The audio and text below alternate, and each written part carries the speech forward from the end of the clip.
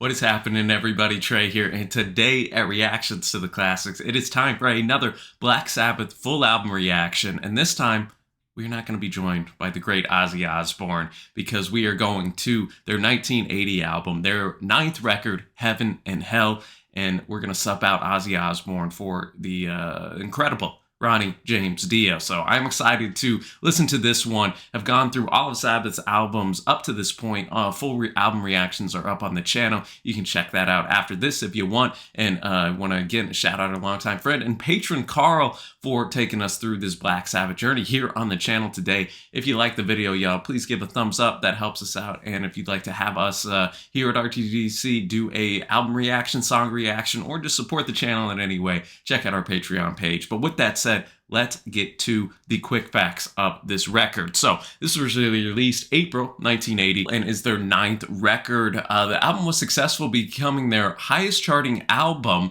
number 9 in the UK and 28 in the US since 1975 Sabotage, and the third highest selling album of Sabbath behind Paranoid and Master of Reality. In 2017, Rolling Stone ranked it 37th in the 100 greatest metal albums of all time.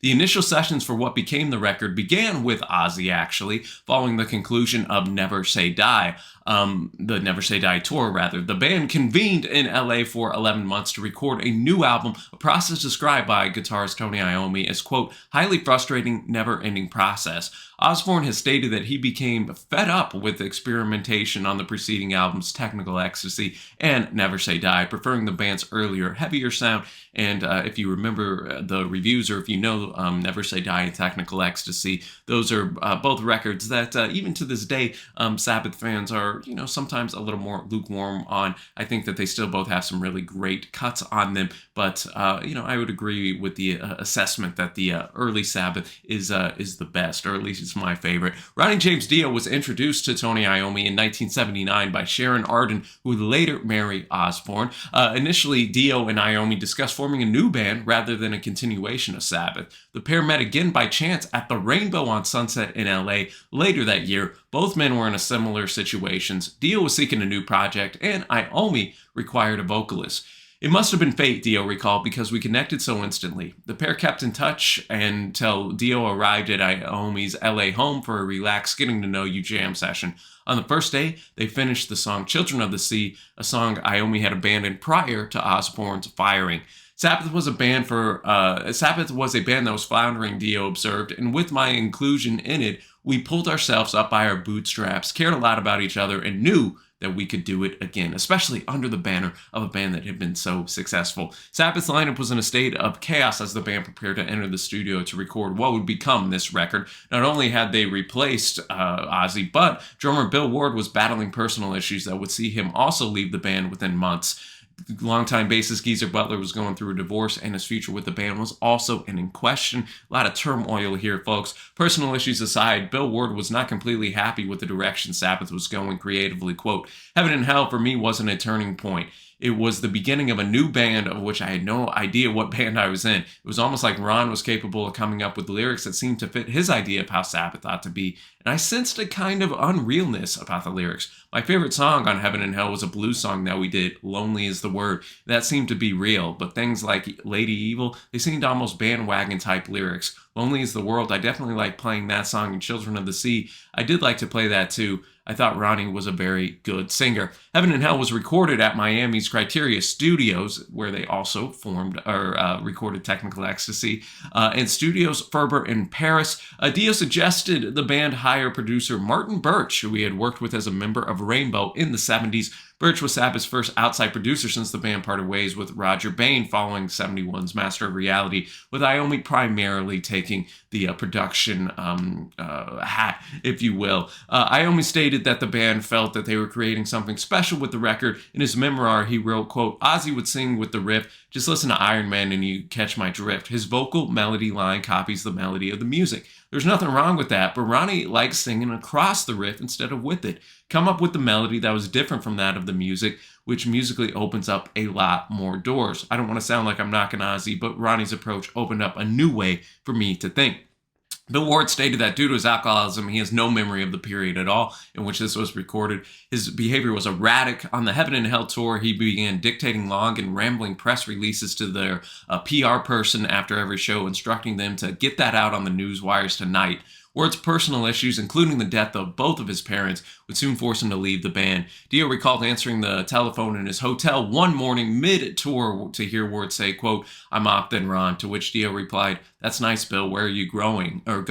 Quote, "No, I'm off, mate. I'm at the airport now," indicating that he was incapable of completing the tour. American drummer Vinny Appice was brought quickly in to replace him. The Heaven and Hell album represents the only Sabbath material during the Dio area that does not feature Appice on drums. The album's cover art was taken from a painting by Lint Curley, Smoking Angels, inspired by a 1928 photograph of women dressed as angels smoking backstage during a break at a college pageant. And there you have it, people. There is our quick facts here today. If this, for some reason, gets blocked, the music, that is, there will be a link to Vimeo down in the description. We've been pretty fortunate with a lot of the Sabbath stuff being able to upload the majority of the full songs on here. Might be a song here or there that has to be cut out. But with that said, thanks again to Carl, and let's get into Heaven and Hell. We're going to start it with Neon Nights, as you see here at the bottom. It was the lead single, went to 22 in the UK. It was the last song written for the record, was written quickly and recorded at Studio Ferber in Paris during January of 1980, simply to fill time on the album's first side. The lyrics were written by Ronnie. It was the only song on the album to definitely feature songwriting input from Geezer Butler. Tony Iommi noted, "We felt that we needed a fast number like this to balance out the slower songs on the album. I find that writing fast songs is difficult. I can write slow songs or mid-tempo ones until they're coming out of my ears, but fast songs I really have to think about a little more." I suppose that's because of the way I've always done stuff with Sabbath. Most of the things were plotty. All right, y'all. With that said, I'm going to have the lyrics pulled up, going to follow along, and then give my thoughts afterwards. So let's get into this record.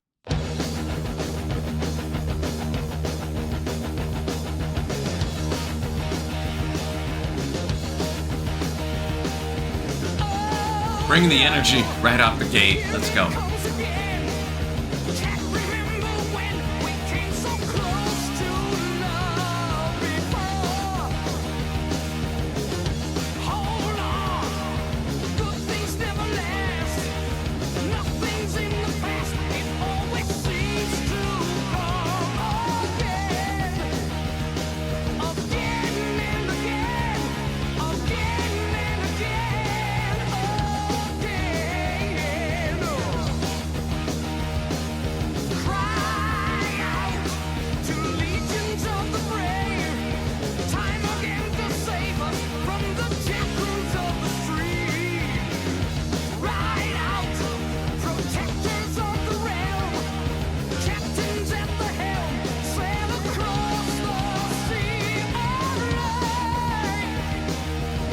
Loving the riff.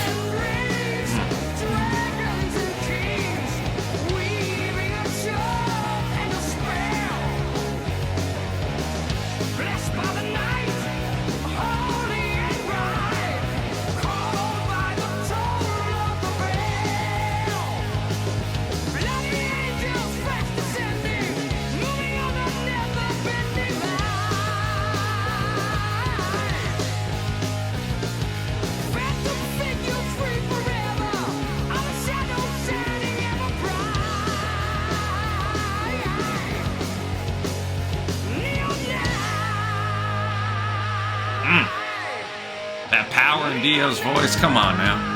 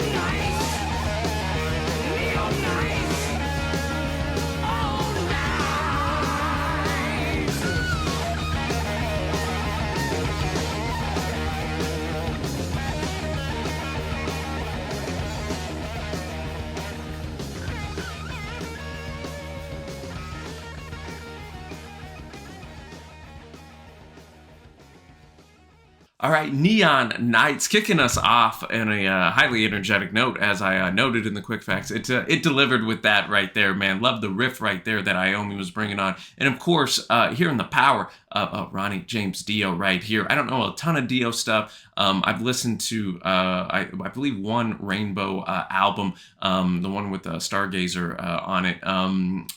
The name of it's escaping me at the moment, but that was a really good record, and you know, I'm excited to if this was the opener, kind of got a taste of what is to come. You know, some of those notes that he was able to hold just really it just really blends well with the instrumentation that Sabbath bring right here. So I'm excited to see what the rest of the album holds right here, and that whole wordplay, the whole Neon Nights wordplay. You know, Knight. Hey, that's my middle name right there, Trey Knight Holmes. Let's go. But you know, the Neon Nights kind of alluding to some of the medieval stuff in the lyrics throughout here, while also kind of getting, you know, it's 1980, people. The what do you think of in 1980? At least people in my generation, I think they think the synth-driven, you know, neon type of imagery, kind of the nightlife a little bit. That's what goes through my head a little bit whenever I think of some of the 80s parties and good times. But all that to say, man, good way to start this record off right here. And we're all gonna go now to Children of the Sea, which we brought up a couple times in the quick facts, but it was the first song written by the band following the departure of Ozzy. And this is the song that was written whenever Iommi and Dio first came together, whenever they were meeting at Iommi's house.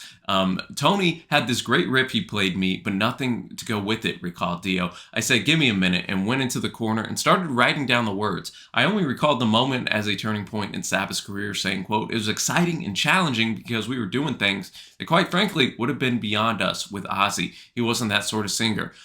Dio would go on to write most of the lyrics on the album, something Geezer Butler usually did. Geezer said, quote, he took the lyrics more in the fantasy theme. It stayed on the sort of mystical theme. I always liked listening to Ronnie's lyrics. They were so different from what I could do. And Ronnie also says, I met them at the house that they were using to rehearse and purely went to say hello and get to know them. I had no thoughts whatsoever of being in the band. As far as I knew, Ozzy was still in the band. During the convo, Tony asked me if I'd like to see the studio they were doing their things in. He, Geezer, and Bill picked up the instruments and started to play what became Children of the Sea, and I liked it very much. Tony asked me if I could do anything with it. I said, give me a few minutes. I think I can knock something out.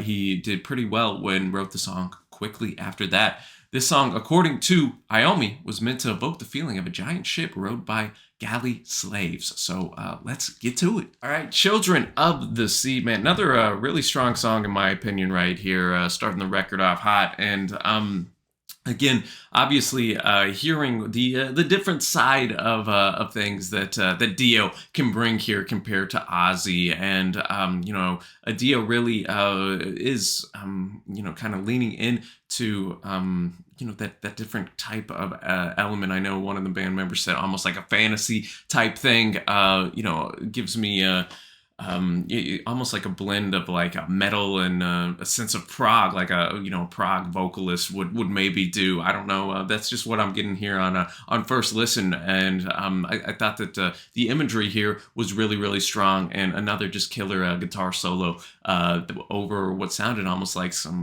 Gregorian type chants in that solo right there. I think really to try to get you that atmosphere, like maybe I am on this ship, so to speak. Right, and the doom and gloom is kind of here as we get into those final lines. Look out, the sky is falling down. Look out, the world is spinning round and round and round. Look out, the sun is going black. It's never coming back. Look out, you know. And Dio, the way he delivered those lines were quite biting, and really just highlighted the fact that all hope is gone here, essentially for these people. So I thought that was a really strong tune, and we're gonna go now to Lady Evil, our third track. In the liner notes of the deluxe edition reissue of this, Ronnie said, quote, the song Lady Evil isn't about anyone in particular, maybe just some old hag who lives in a swamp somewhere.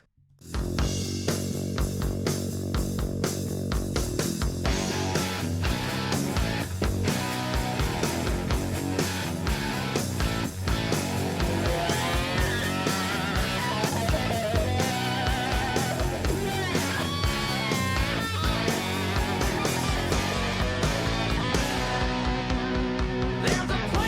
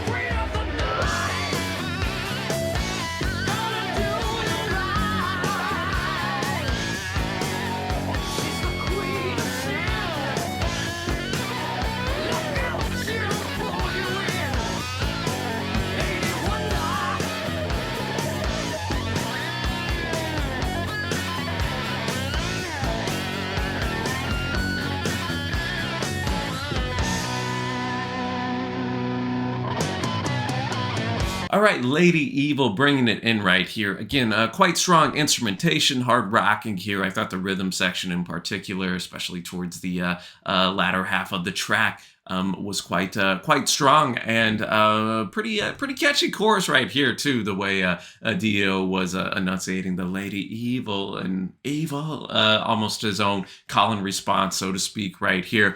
Yeah, just a more I don't know if I call it a fun song given the subject matter, but I feel this is one that would get the crowd going at a concert in particular. Even if it is my least favorite, maybe up to this point, not a bad track by any means. As we're going to go now to our halfway point in the record, we're going to the title track, Heaven and Hell. I got a pretty lengthy quote from Ronnie about this track right here, so I will quote that now. He said, "That song was a chance for me to get all these things off my chest that I always wanted to say. It was a song that let me say the one statement that was most important to me. I've always felt to be somewhat of a spokesman for kids, for people who maybe are lonely, looked down upon because they like the wrong kind of music, and more importantly, the kids who play in bands. So I made the statement that I always wanted to make, which is, quote, the world is full of kings and queens who blind your eyes, then steal your dreams. It's heaven and hell." And that all means beware of people who try to blind your eyes with promises. If you have those dreams, don't let anyone rob you of those wonderful ideas that you have by stealing them and putting them in their pocket, leaving you lonely by the side of the road. So beware those kings and queens out there who blind your eyes and steal your dreams. It was very important for me to be able to make that statement. He also said, "You never write a song and say, I've just written an epic, because that's not for you to judge. It's for the people." All these years later, I listen to that song and say, yeah, they're right. It's a great song. And Heaven and Hell was just one great album. It's usually the first project you do with new musicians that turns out to be the best. Tony and I had some real magic going on in the studio on this one. I always wanted to write a song called Heaven and Hell, and it expounds on my belief that the earth can be a place for good and bad. How you live is up to you. The lyric is true. The world is full of kings and queens who will blind your eyes and steal your dreams. Life is full of inconsistency. Right. What an epic title track we have here with Heaven and Hell. The different sections of the song just blended together so well. From obviously the the fast hard rocking nature of our opening instrumental there to Dio's just really powerful voice, probably his best vocal performance on this record so far. And I really enjoyed the lyrics too. Just the kind of the both ends of the spectrum, the opposites here. The lover of life's not a sinner. The ending is just a beginner. The closer you get to the meeting, the sooner you know that you're dreaming. It's on and on and on. Heaven and hell, I can tell. And instrumentation was just so on point here. All the guys were firing on all cylinders. Some great solos and instrumental breaks in here as well. And then at the end, they that last minute I thought was pretty beautiful as well. Just kind of wrapping it up on a more pretty note, as we just went on a musical journey, to steal one of my dad's phrases right there. But I gave the heart treatment just a couple minutes in, because you can just tell sometimes when a song has a special quality to it, and I think this song definitely fit the bill on that, and stands as one of Sabbath's better tunes just in general. Ozzy, Dio, or any of the rest right there. So definitely worthy of the title track, and definitely a tremendous song. I mean, I don't know what else to say there, people, if you don't like it. We're gonna go now to the B-side, kicking it off with Wishing Well. In the liner notes, Ronnie said, quote, "It's definitely a happier song than all the rest."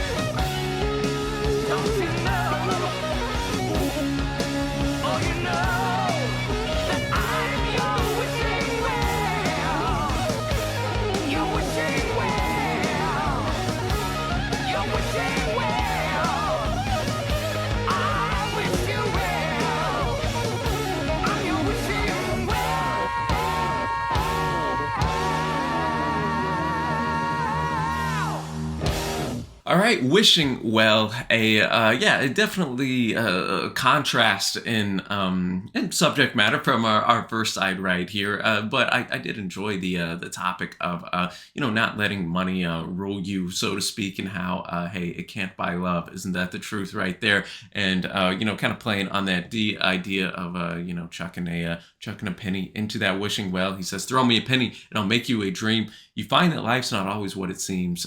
Then think of a rainbow, and I'll make it come real. Roll me, I'm a never-ending wheel." And again, I thought the vocals were strong on the chorus. Not going to be amongst my favorite tracks per se, but not a bad tune by any means either. And we're going to go now to the second single. Went to 41 in the UK. We have the song "Die Young."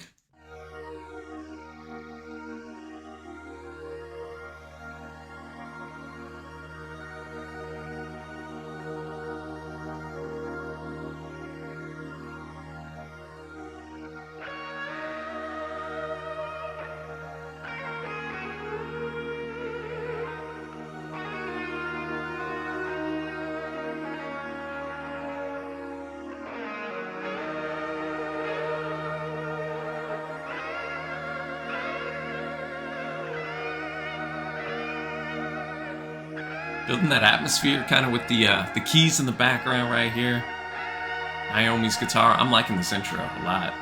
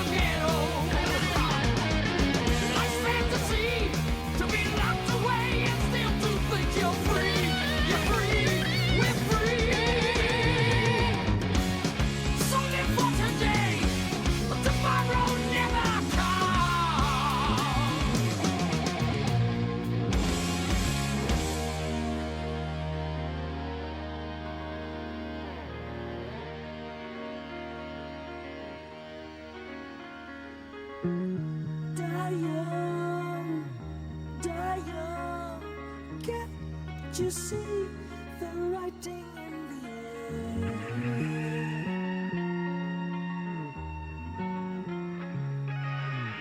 Die young, gonna die young. Someone stopped the fear.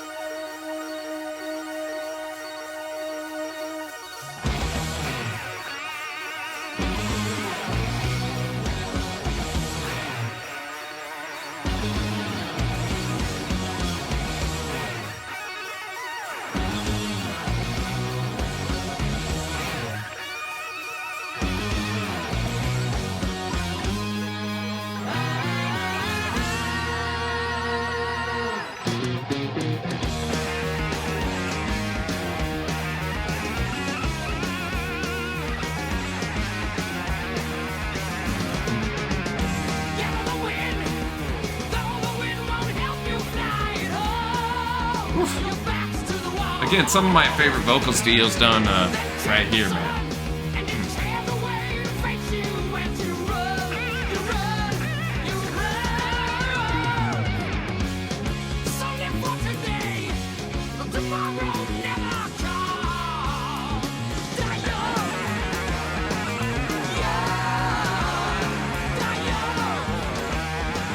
young.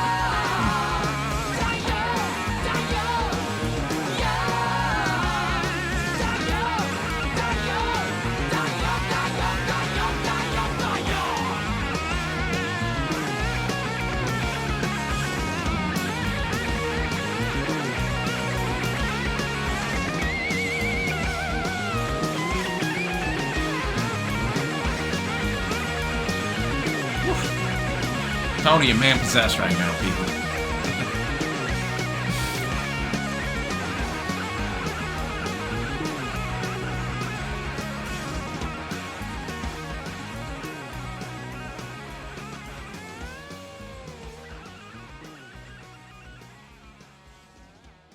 All right, Die Young.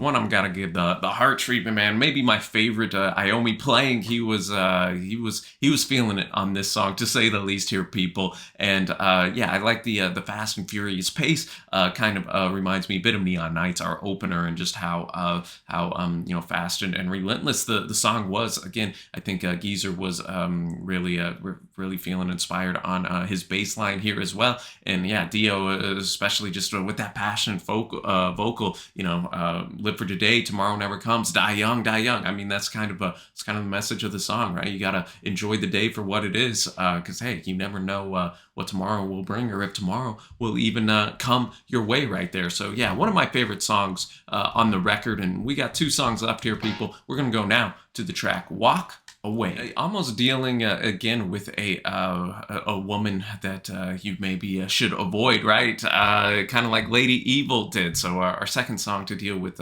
you know, a similar-ish type of subject matter right here. And here, you know, just kind of a nice hard rocking tune. Again, not going to be amongst maybe my favorites right here, but you know, just that chorus, walk away. She's looking to love you. There's nothing to say. Just turn your head, walk away, walk away. You know, we're not really you know, told per se what you know, why we need to walk away from this woman. He knows she's got the look of freedom, and it makes you think she's wild, but I can see right through you. It's her way to have a child. So I guess I just answered my question right there, right? Maybe she sees this guy as, oh, I'm gonna have a child, and then I'm out of here, I'm gonna dip. That'd be kind of savage, but maybe that's why. Ronnie's warning us all here, man. Walk away. You see that woman catching the gaze of your eye, man. It's not worth it. It's not worth it right there. Again, solid instrumentation. You know, again, not one that's standing out for me as like a top track on this record, but you know, it was solid. As we go now to our final track, Lonely Is the Word.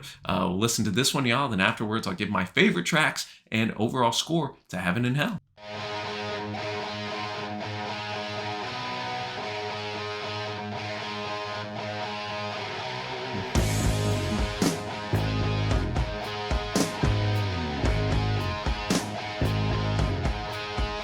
It's a long way to nowhere, and I'm leaving very soon. On the way, we pass so close to the backside of the moon. Hey, join the Damn good riff we got right here, people. if you've got nowhere to go. Hang your head and take my hand. It's the only road I know. Oh, lonely is the word. Yeah, yeah, yeah. I've been higher than stardust. I've been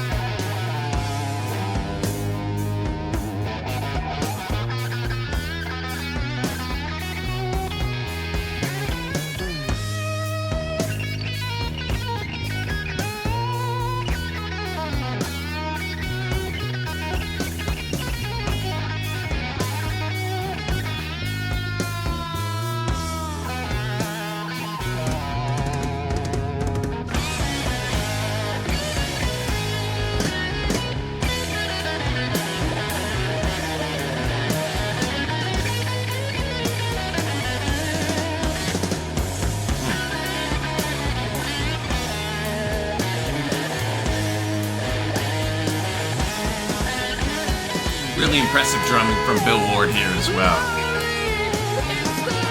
On top of Iommi's killer solo.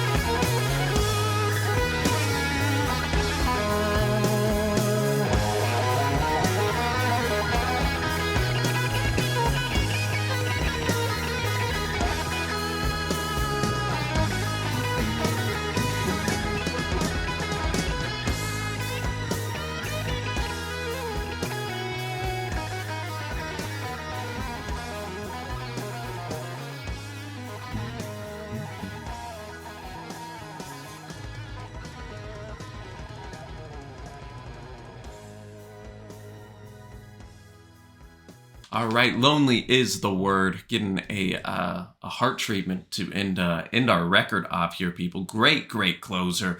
I love the atmosphere of the musical arrangement right here. Again, Dio was on fire with his vocals. Iommi was, again, just really firing on all cylinders. Some very impressive drum fills by Bill Ward here, and I love the lengthy instrumental sections we had. That was my favorite part right here. Iommi really showcasing why he is one of my favorite guitarist of all time, and I think just one of the more talented guitarists I've ever had the pleasure of hearing, and this song is more evidence to that fact. And again, touching on a bit of a theme that we've had a little throughout this record of that loneliness, right? Of that kind of a where do I fit in this world? And he notes, hey, join the traveler if you got nowhere to go. Hang your head and take my hand.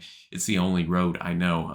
Kind of reminds me of the quote that I said of Ronnie's about the Heaven and Hell song, right? About how he views himself as a spokesman, so to speak, maybe for those outcasts or people that are loners, right? And I think this lyrical content kind of exudes that a little bit. And man, just like I said, a really impressive song to end off this record, which will take me now to my favorite tracks. I'm gonna go with Heaven and Hell, probably a basic pick, but man, that is my favorite track on this record. I thought it was epic, one of the better Sabbath songs you're gonna hear, no matter what era of the band. I'm gonna go Die Young, and then this track we just heard, Lonely is the word, getting my my final spot in my favorite tracks. Overall score here, man, I really did enjoy this record. It is so interesting going from someone so iconic as Ozzy Osbourne, right? Not only was he there for a couple albums, right? You're 8 albums deep. That's kind of your makeup of a band, and being a vocalist, you're kind of the frontman, obviously, right? And so changing that, I can only imagine at the time how fans were like, I don't know, but they chose an absolute stellar person in Ronnie James Dio to replace Ozzy right here, and I thought he did a fantastic job throughout the whole record. Showcases why many consider him to be one of, if not the best, metal singers of all time. And Iommi had some really great moments to shine right here as well, and of course the rhythm section of Bill Ward and Geezer Butler holding us down here as well. So all in all, man, I thought it was a really impressive album. A couple tracks that I'm not going to be rushing to revisit, but with only 8 songs, I hearted 5 of them, and most of them were on the longer side, take up the bulk of the runtime of the record right here. So I'm feeling a strong 8.0 for me on first listen to this record right here. And man, I was impressed with the musical arrangements and just what this new side of Sabbath has to offer. So please let me know your favorite tracks and overall thoughts on Heaven and Hell down in the comment section below. Again, thanks to Carl for suggesting this right here, and we'll be back soon with a full album reaction to the next Sabbath record, Mob Rules from 1981. We're gonna see if they can keep the heat up right there. But until next time, y'all, thanks so much for watching. Happy listening, and I will see you.